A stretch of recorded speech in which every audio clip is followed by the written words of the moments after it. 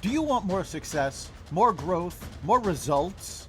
Then it's time for the Boundless Success Accelerator from the Modern Observer Group. This isn't your average coaching program. It's where top performers come to dominate. Weekly group sessions, on-demand coaching, a community that's got your back, and a power-packed library of tools to supercharge your business and career. No more excuses, no more waiting. Get in, level up, and start building the life you've been dreaming about. Visit us at modernobserver.com/boundless success to join today. Let's get you to the next level.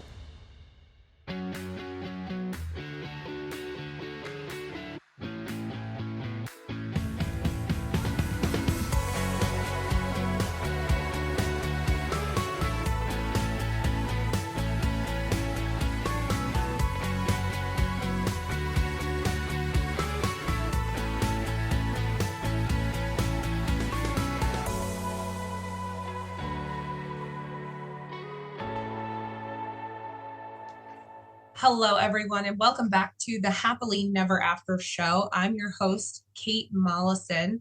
This week, we are here with a very dear friend of mine and a repeat podcast offender, Dave Roberts. Thanks so much for joining us. Oh, you're welcome, Kate. So, Dave, for those who are unfamiliar with us, you and I have a storied relationship that developed rapidly over the last year, but I feel like I've known you a lifetime.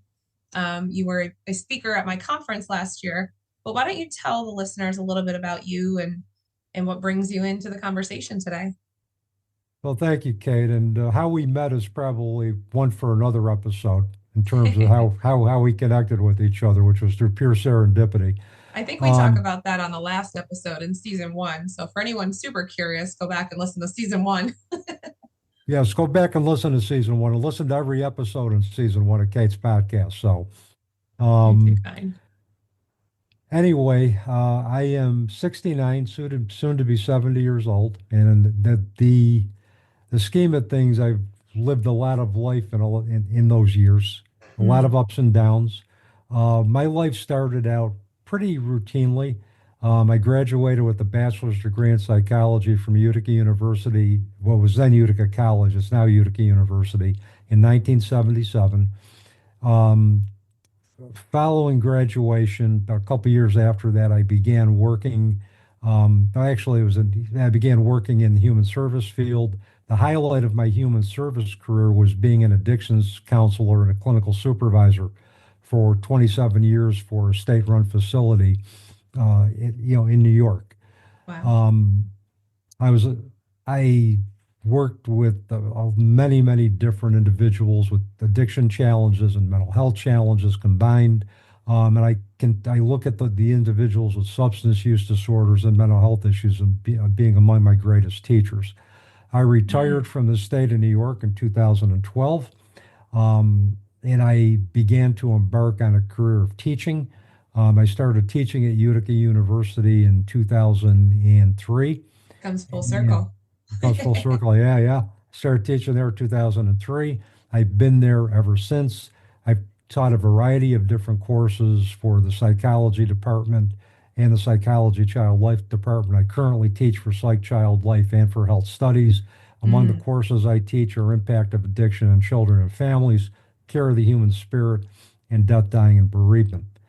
Now, I'm sure your viewers or listeners are wondering, well, how could somebody from addiction, how did he take such a U-turn and start becoming involved in all studies thanatology, all information thanatology?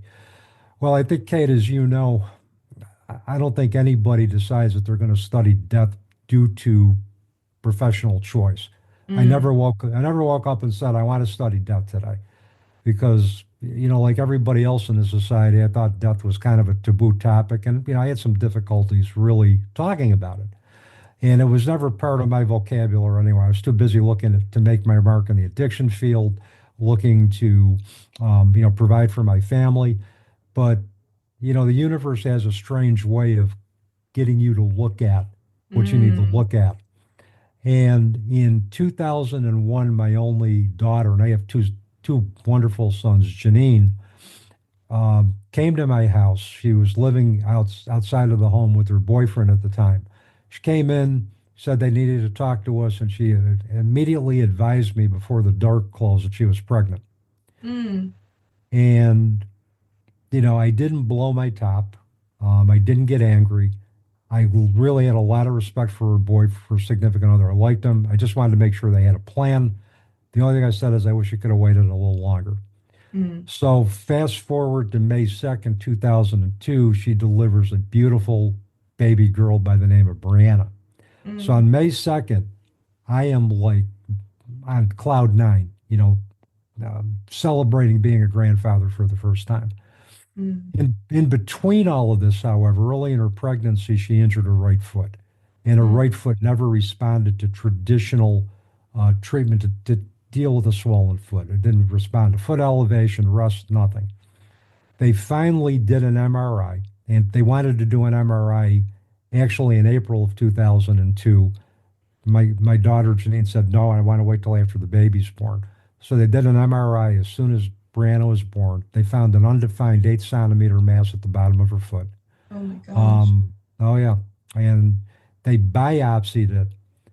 And on May 19th, and I remember this because my wife called me at work, they said that the tumor that they biopsied was highly suggestive of cancer. On Wow. May 26th, she was diagnosed with cancer. And we went to Dana-Farber in Boston because the type of cancer she had was a sarcoma, and a very rare and aggressive type of sarcoma. And Mm. Dana-Farber and Sloan Kettering are two of the best research hospitals for sarcomas and treatment hospitals in the country and perhaps even the world. Mm. Um, but on June 2nd, and I remember these dates, Kate, as if they happened yesterday, on June 2nd of 2002, we were told in a 5-minute consult by her oncologist that Janine had a stage 4 tumor there with bone marrow and lymph node involvement. Um, there was no cure for the cancer that she had. The only hope that we were going to have is aggressive chemotherapy to put it in remission. Mm. What I heard, and and what my daughter heard, is that unless there's a miracle, your daughter's going to die, and that's what we both heard. Wow. So these 3 dates, and I use these as kind of the centerpiece of my story. May 2nd, I'm celebrating the joy of being a grandfather. Now, May 19th, I got word that I had completed the requirements for my master's in social work degree in, SUNY Albany. And then May 26th, I find out that I have a daughter with a terminal illness. Mm. And on Quite the June roller 2nd, coaster. oh yeah, and June 2nd, that gets confirmed. So within a month, I use those dates to tell individuals that life can turn on a dime. Don't take Mm. any day for granted because you don't know what's going to happen the next day. So Amen I to was, that. oh Say that yeah, louder for the people in the back. yeah, for the you got and so I was thrown into the role of being a caregiver. I went to my boss and said, "Look, I'm out of here. Mm. I can't work. I can't work under the circumstances." At the time, I was also seeing a psychiatrist a rare form of psychiatrist who didn't believe in medication first. He believed in therapy first Mhm. because I had some unresolved grief issues come up with as a result of my mother's, and I call it transition to a new existence, and my supervisor and mentor's transition to a new existence. Two very pivotal figures in my life. And this came Mm. up when I was doing field placement at a skilled nursing facility where you're confronted with end of life issues just about every day.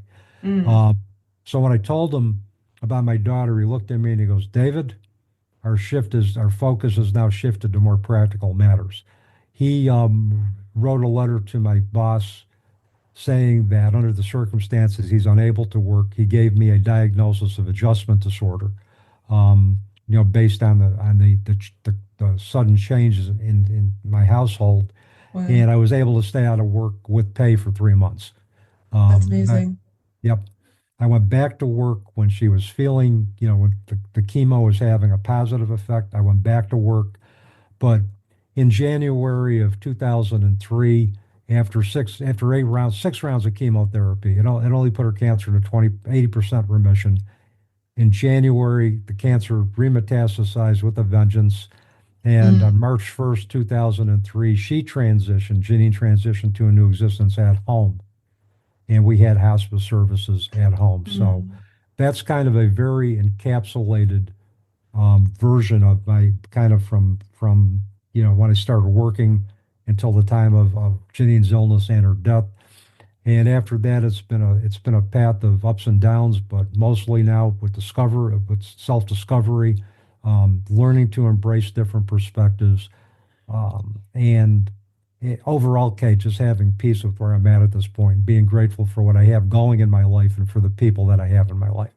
Thank you for sharing all of that with me. It is so much to take in over such a short, like you gave us just tip of the iceberg, but really took us along for what an incredible emotional roller coaster that must have been. And I think about some of your background and some of your training and doing, with drug addiction and that type of work, there's grief associated with that, even if we don't realize it, at the surface. But some of those Yeah. behavioral reactions and maladaptive coping strategies that create addictive behaviors stem from grief. Yeah. And taking that learning of behavioral modification and taking your academia, was that helpful to you at all going through the process, having that background, having that training, so to speak? Yeah, and I've been asked this question, and I so many times, and I think the easy assumption to make was that it did help me. That would be the assumption I think a lot of people would say is that, yeah, my training, my background, doing trauma-informed therapy with substance users, whether the trauma was related to the addiction or it was family trauma that contributed to the addiction all has helped me. Let me tell you, Kate, all of my training wasn't worth a shit. To be quite frank with you, and I'm not putting this very bluntly. All the No, and I training, appreciate that. I think people need to hear it like off the cuff. yeah,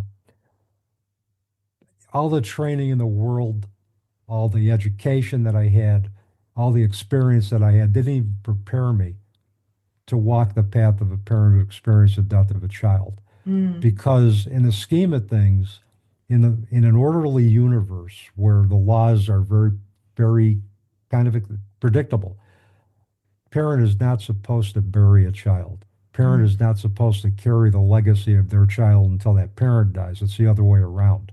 hmm So I was thrust into a world at the age of 47 where my version of a midlife crisis was trying to figure out who the hell am I now that my mm. daughter is no longer a part of this world. It wasn't the typical, the stereotypical male midlife crisis where I get a hairpiece, buy a sports car, and try to pick up, a woman 30 years younger than me. You know, that my midlife crisis was discovering who am I Your and do I midlife want, crisis was, in fact, a crisis uh-huh. It was a and not crisis of self-inflicted. This was an actual legitimate crisis. And I think that that's the difference. it was a crisis of identity, Kate. Mm, That's what it was because um, all the beliefs, all the values, all the priorities that I had established for myself that kept my world orderly and predictable now had to be all had to be looked at. oh my gosh, Um, it's the gift of perspective that I like to say, a little tongue in cheek. Craig gave me that similar, if I'm not Mrs. Mollison, then who am I? And it's that mhm. complete just upheaval of everything you know. And I Yep. know for me going through it, part of what helped me was doing research, trying to understand why my brain is doing this. Why am I acting this way? Because it helped me put my hands on what was happening. Hmm. So if I look at the opposite side of the coin for you, right? So the training didn't help in the experience of the loss with your daughter, but do you think that the loss of Janine helped in your teaching ability or teachings as you shifted into the focus of that knowledge? Oh, absolutely. Because what happened is, I know we've talked about this before. I've always been very science based, Mm, where I used to believe that we could only understand behavior through the lens of science.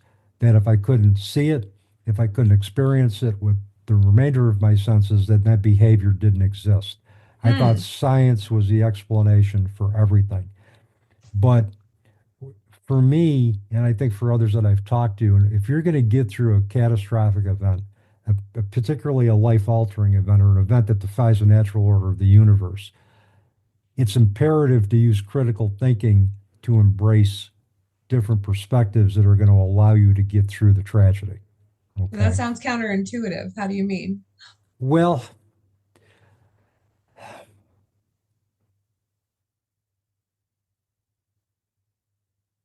for a little bit to 7 years following my daughter's transition. We're going to go to Mm. 2010 now. I was one of the organizers for a conference by the name of called Beyond Words, Creative Approaches to Grief. And I know you're familiar with upstate New York, how Hmm. beautiful it gets in the fall and September with the change of colors in Gorgeous. the Oh, I love it. Adirondacks. It's gorgeous. Yeah, it looks like an oil painting. It does. So I took three presenters up to Old Forge. Me and my wife Sherry took three of the presenters up to Old Forge, so in the Adirondacks, so they could see the change of seasons. They were having this intense that conversation about spirituality, particularly life, the afterlife, survival of consciousness after death, you name it. Mm. So I'm sitting there, Kate, and I'm driving, and all of a sudden, I look up to the sky, state in to nobody in particular, maybe God, the universe, whoever was listening, saying that I want to be where they are, which meant that I wanted to have more of an increased knowledge of spirituality to get me through the next step. Now, in 7 years, I was doing, I think, what was typically expected of a bereaved parent to work Mm. through grief. I was going to support groups. I was reading books and memoirs of other parents who were farther along in the journey. And as a combination of both of those, with both of those resources, I was trying to figure out, okay, what did they do that's going to help me get to the next step? I started to do some writing for a couple of online journals. I started doing presentations, all in honor of my daughter's legacy. So I Mm. was doing what I needed to do, but at that moment when literally shouted that intention to the universe, Hmm. my soul was looking for something that my mind and my brain couldn't comprehend, but it was missing something. Now, prior to that, I had gotten a call through pure serendipity. I met an interfaith minister by the name of Patty Farina. Hmm. I would not have met her had her computer not crashed when she was trying to register for the conference. She was registering. This was August 25th. She was registering for the conference. Double checked her workshops. Double checked her credit card information. The computer went blank. She called me because I was a contact number. So we talked for about 45 minutes. Hmm. And we exchanged stories. She was a volunteer for the Angel of Hope statue in Long Island, and the Angel of Hope is a statue that is erected in honor of children who have died, and she was Hmm. working with the parents of those children. So um, I told her after the conference and she also asked me. She goes, "Do you believe in signs?" And I said, "You know, Patty, I really don't buy into that because I'm kind of like science based." Yep. But I said, I think my daughter sent me a double rainbow on Hmm. Father's Day, and she did. But there were other things that were happening, and for time's sake, I'll try to give you the condensed version. But there were other things that were happening. I was seeing butterflies. I was hearing a song on the radio, and I was thinking of my daughter, and I'm thinking, well, is there a connection to this? I Hmm. think there is. I had read about similar connections, but I didn't know how to integrate that with my science-based background. Right. So I meet Patty at the conference, give her that hug. She gives me a hug and she goes, I think your daughter sent me a rainbow. So I'm thinking, at the Hmm. end of the conference, Kate, well, and you know what it was like planning the conference last year. I was just fatigued. I was Oh tired. yeah. I was drained, and I'm thinking, great, another person with a sign for me.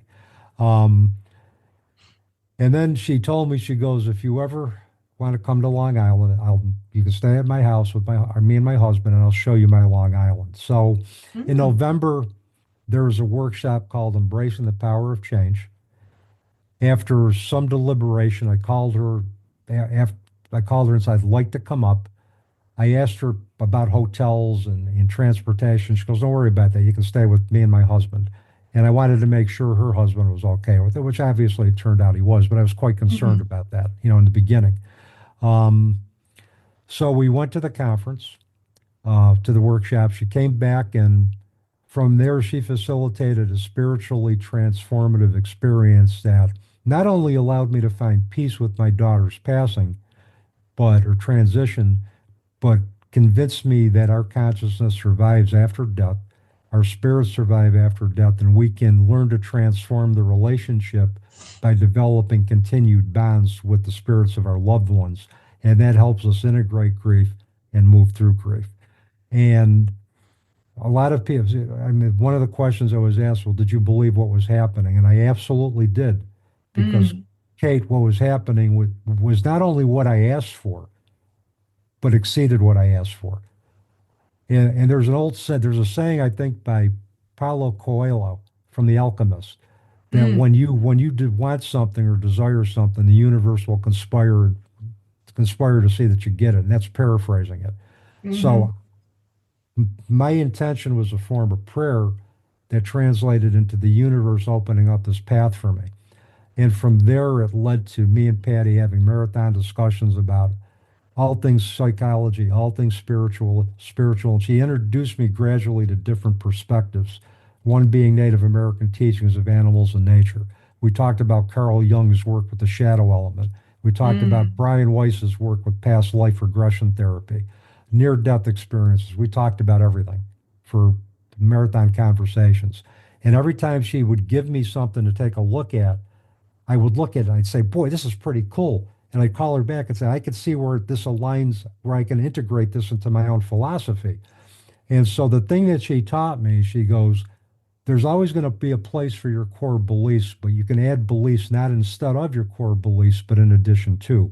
So that's Mm. the process of critical thinking and belief expansion and perspective shifting, which I believe is so important to get through any type of life challenge.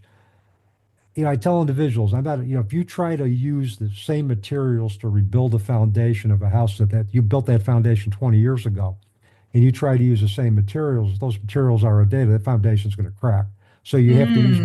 you have to use materials that are more updated to meet the demands of putting together a foundation 20 years later.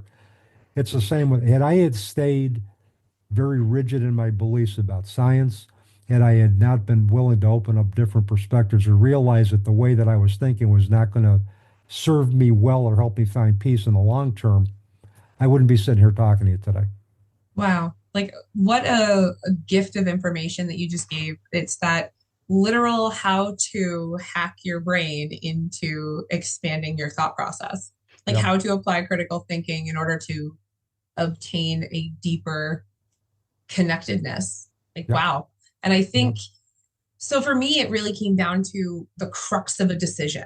Like, it was, I don't even know what the variables in the equation were, but it got to a point where I was like, all right, cut the bullshit, Kate. You need to stop ruminating. Doesn't mean we're not sad, but it means that we have to move. We have to move. We have to put Hmm. one foot in front of the other. And this was after the things that had to be done. Because in my situation, there was so much subsequent trauma that I was Yeah. putting out fires for. That was stuff that couldn't wait and had nothing to do with grief or not grief. That was just survival. But beyond that, like pushing myself, even now, I find times where I struggle to talk on the phone to people and be connected to people because it's such a trauma triggering thing. But in order to apply like critical thinking and that rationale to the subjective, to the emotional, is such a powerhouse piece of information. So, how do you make that decision, right? How do you wrap your head around what's happening when it is so non textbook? Well, what happened to me was non-textbook. I mean, losing a child. I mean, the textbooks that I've read never had an answer for that in terms of college textbooks. They actually devoted very little space to that. Um, and but essentially, it was putting myself around individuals who, and and prior to Patty, there were other individuals I mentioned, the three speakers that I had that had certainly different perspectives on a lot of different things. Um, and I began to listen to them and began to consider some of the possibilities. But it was my willingness to just simply be open and just listen to different perspectives and from because and then when I stated my intention to the universe that I wanted to be where those they were, that told me again that I was missing something. So Mm. I was ready. And there's always a pivotal point, I think, in anybody's grief journey where you make a decision to either shit or get off the pot, so to Yeah. speak. You do that. It's just like, am I going to re-engage in life or am I going to stay stuck? And it Yeah. came to a point where, and I had made that decision probably 3 years in where I wanted to move forward. But moving from that decision to re-engage in life and finding peace is not necessarily a linear path. That there's a lot of ups and downs with that. Sure. And but I had wanted to do that, and gradually resources kind of manifested for me that helped me get to the next step. And then when I met Patty, that was like the cherry on top of the best chocolate sundae that you ever had with whipped cream. Mm. And that just opened up a whole new perspective. And now I'm a firm believer that psychology and spirituality and science can merge together quite nicely to help not individuals only transcend challenges, but also to improve physical and mental health outcomes. And the research shows that many spiritual and complementary practices do improve physical and mental health outcomes. And in some cases may be protective against certain types of mental illness, particularly depression.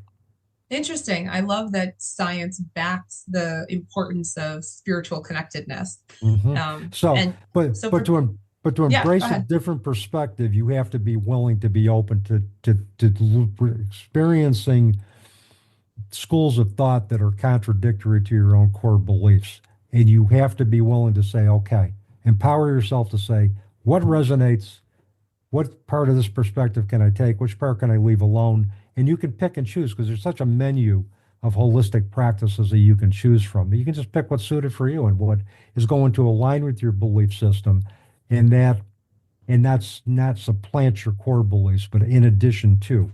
Because it's about creating a space of feeling safe, of feeling loved, of feeling secure. That's what spirituality does, is it creates that sense of security and connectedness. And if you can a la carte it, so to speak, you really Mhm. can tailor make your own, it's like going to build a bear, right? We're going to build a Yeah, bear our own psychology, and that is blended with spirituality or vice versa, however you want to phrase it. I and, love and I'll, that. yeah, and to do that, and I'm going to quote from a book that I just read called "Into the Soul of the World" by Brad Mm, Wetzler, and I'm going to paraphrase this. He said, and this is, I think, in terms of either embracing spirituality or personal growth, he said something to the effect that you have to trust yourself, you have to trust others, and you have to trust in something greater than yourself. And if mm. and if we can do all of that, trust in something greater than ourselves, which could mean not only a group or support group or a higher power, but trusting that we can integrate other perspectives with our core beliefs and that we can empower ourselves to do that. That's where the other trust comes in. It's breaking through that fear of breaking the status quo.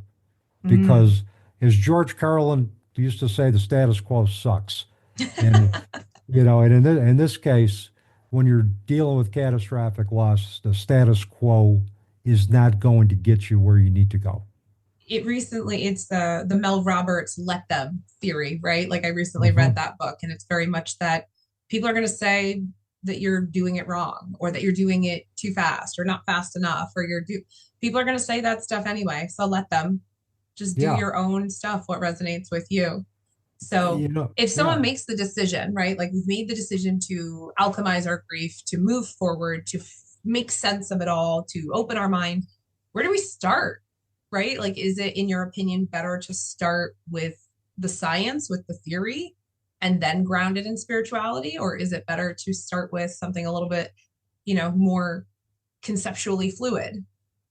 It's whatever's going to work for that individual. And that's what I tell individuals. Whenever I introduce them to new perspectives, and I'll do that at a time when I think they're ready for a new perspective. And that's where Mm, active listening comes in, where you're doing bereavement support or counseling around grief. is you really need to be cued into both verbal and nonverbal cues about when they may be ready for a new perspective. Mm. Um, so for me, it's like wherever they're comfortable starting. I'll give you if they want to start with the science, they want to start with spirituality, they want to see how the spirituality fits with the science or the science fits with the spirituality. Whatever is going to make sense for them to synthesize those beliefs and understand those perspectives is what works for them. Like my students will ask me about about papers, particularly if they're not APA formatted papers. Well, do you want me to answer it in narrative form? Or can I copy and paste each question and do it in paragraph form? I say, yeah, either or. It's whatever is going to help you learn the best is what you do. Mm. So everybody is different. We all know that. Everybody processes grief individually. So we need to let them process new information based on their based on their based on the individual differences that we see among individuals. Some people will process it visually, through our creatively, artistically. Some will listen to audio tapes. Some will be drawn to a particular religion. Some will be drawn to a particular spirituality practice, or somebody will be drawn to another practice. And there's nothing right or wrong with it. It's just what resonates, and how that person best processes it is how I encourage them to synthesize new information.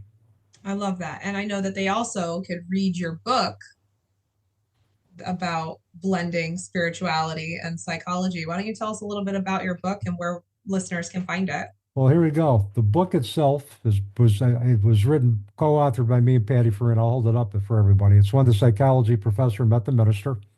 We self-published in 2021 through Amazon KDP. The book pretty much goes into in detail the spiritually transformative experience that Patty facilitated. We give a sampling of our conversations that show how psychology and spirituality can merge to help individuals transcend challenge, and the Mm. importance of critical thinking for present and future generations to expand personal growth and to transcend challenge.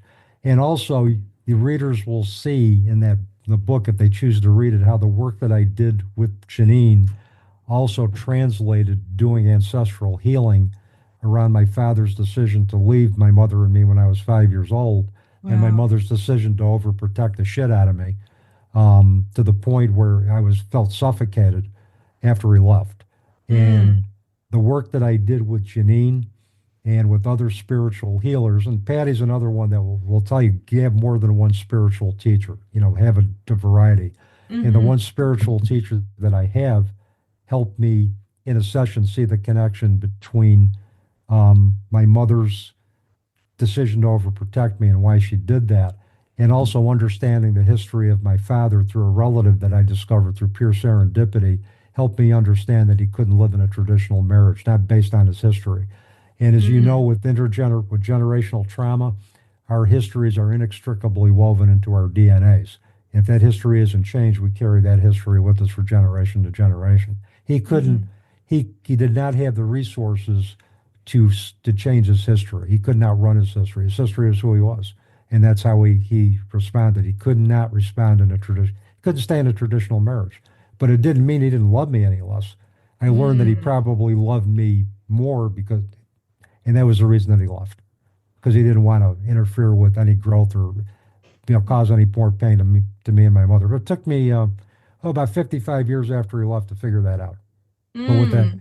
but with the help of Patty and other spiritual teachers, that was something that, and who would have thought I would have been able to come to peace with my mother's and father's decisions long after they had transitioned. But Wow. that's also the benefit of embracing other types of perspectives, and particularly spiritual and metaphysical perspectives, is it can promote that kind of healing where traditional therapy by itself may not be able to. I love it. It's like an expansion pack for your video game, Uh-huh. right? Like Pretty here's your much, cheat yeah. codes. Yeah. Here's the key codes. Let's take a little bit of Buddhism. Let's take a little bit of sound therapy. Yeah, I can use this. Yeah, depending on I the love it. situation. So we are just about at the end of our time together today, but I do want to invite you to answer the same question that I've been asking all of my guests. If you could give one piece of advice to someone who's listening, who's grieving, what would you say? Wow. The thing is, I never give advice because there's a story with advice. I'll say this. I tell my students I never give advice to anybody because if somebody follows my advice and they do well, they think it was my advice that did it. They don't give themselves any credit for it. If Mm, they if they take my advice and it fails, then they have me to blame. So I make suggestions, but let's put it this way. I'll give individuals a couple of suggestions. One is be gentle with yourself, especially in early grief and throughout. You did nothing to contribute to the death of your loved one. You could not have seen what could have happened. You did the mm, best that you could given the circumstances that were. So be sit with that, but then let it go and show yourself some grace and be kind to yourself. And the advice that Patty and I give individuals, determine what you believe, where you're, and don't be afraid to embrace perspectives that are going to enhance your understanding of the world and help you find peace. The perspective shift and embracing different ideas or in entertaining different ideas is important if we're going to live and re-engage in a world that is now different. The same rules that we lived under before no longer apply. mm, Loss changes the landscape of our lives, and we need to be able to redo the landscape to to reflect those changes, and we can learn to find peace with that as well. So. mm. Dear friend of mine once said that when you experience grief, the laws of physics no longer apply to you. Hmm. And so once you understand that and accept that you get to move in a way that no one else does because you have that perspective, you have that capacity of expanded understanding, you get to Hmm. write your own rules. You really do get to author your own existence in a way that you never have before. And it is liberating when you find that. Yep. Mm. And just there does not have to be a scientific explanation for everything either. This thought came to my head. If somebody tells you that they got a sign from their loved one, it's not you to judge whether or not it's real to them. It's your job to understand the significance of it and what it did to help them. Um, Mm. and sometimes it's just about beholding the magic in the universe that does not need any explanation. It's just we know it to be real, The but Santa there's Claus not. effect, as I like to call it. Yeah, pretty much. So it's just behold the magic of the universe, be gentle with yourself, and don't be afraid to go outside of your comfort zone to embrace different perspectives that are going to help you find peace. I love that. Thank you for sharing that with us. And thank you for having such a great conversation with me today. I really am excited about this. I think the listeners are going to enjoy it. I So, hope so. It's always great when we get together and talk. yeah, I'm always enlightened by you. So we'll have to see if there's more opportunity for us to connect again in the future. Oh, I think With there will be. with that, we are at the end of our time. This has been the Happily Never After show. Thanks so much for joining us. I encourage you to go back and listen to all of our previous episodes, both here in season 2 and in season 1. I'm your host, Kate Mollison. Until next time. You've been listening to Happily Never After, part of the Xvadio podcast network. You can catch every episode of Happily Never After, as well as the rest of the network at xvadio.com, the Apple Podcasts app, YouTube, Rumble, Spotify, iHeartRadio, Audible, Amazon Music, and wherever you find podcasts.